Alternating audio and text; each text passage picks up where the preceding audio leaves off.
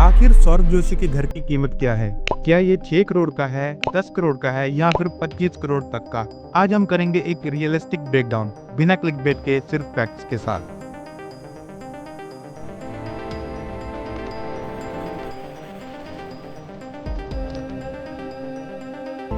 आपने शायद सौरभ को खुद बोलते सुना होगा कि उन्होंने अपनी ऑल सेविंग्स एंड अर्निंग्स घर में इन्वेस्ट कर दी है।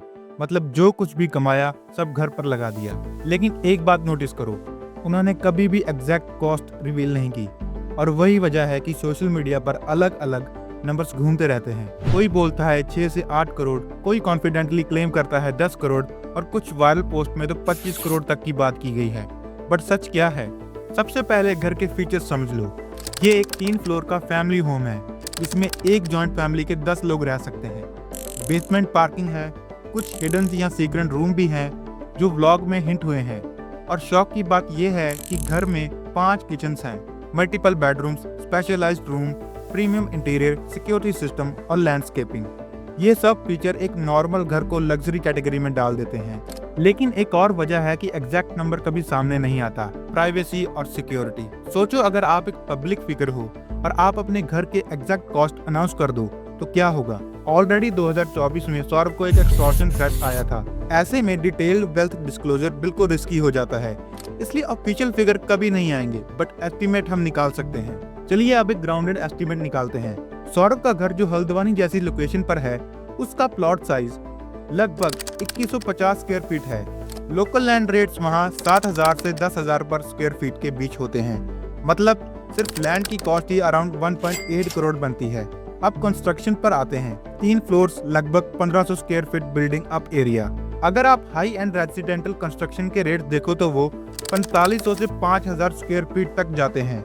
मतलब सिर्फ कंस्ट्रक्शन का ही कॉस्ट 7 करोड़ के आसपास आ जाता है।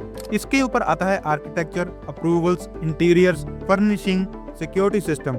ये सब मिला के रफली 1 करोड़ से ज्यादा का खर्चा ऐड हो जाता है। और फिर प्रीमियम अपग्रेड्स का एक बफर भी ऐड करना पड़ता है, जो अगेन 1 करोड़ के करीब होता है। जब सब ऐड करते हो, लैंड, कंस्ट्रक्शन, इंटीरियर्स और बफर, टोटल आ जाता है अराउंड 10 करोड़।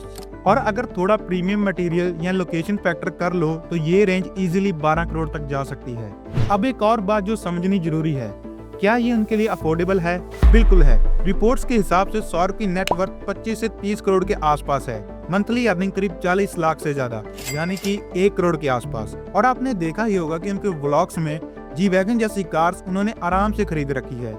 मतलब मल्टी करोड़ घर लेना उनके लिए फाइनेंशियली बिल्कुल पॉसिबल है। तो फाइनल वर्डिक्ट ये है कि जो 6 से 8 करोड़ या 25 करोड़ वाले क्लेम सर्कुलेट करते हैं वो बस स्पेकुलेशंस हैं। रियलिस्टिक एस्टीमेट फैक्ट्स के हिसाब से 10 से 12 करोड़ के बीच में है। ऑफिशियल नंबर कभी कंफर्म नहीं होगा और होना भी नहीं चाहिए, प्राइवेसी और सेफ्टी के लिए।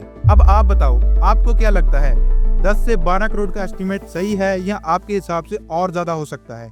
कमेंट्स में जरूर लिखना। और अगर आपको ये ब्रेकडाउन पसंद आया है तो वीडियो को लाइक और शेयर करना, क्योंकि हम फैक्ट्स के साथ आपके लिए ऐसे ही ब्रेकडाउन्स लेके आते रहेंगे। और हाँ, चैनल को भी सब्सक्राइब कर देना। मैं मिलूंगा आपसे अगली वीडियो में, तब तक के लिए गुड बाय।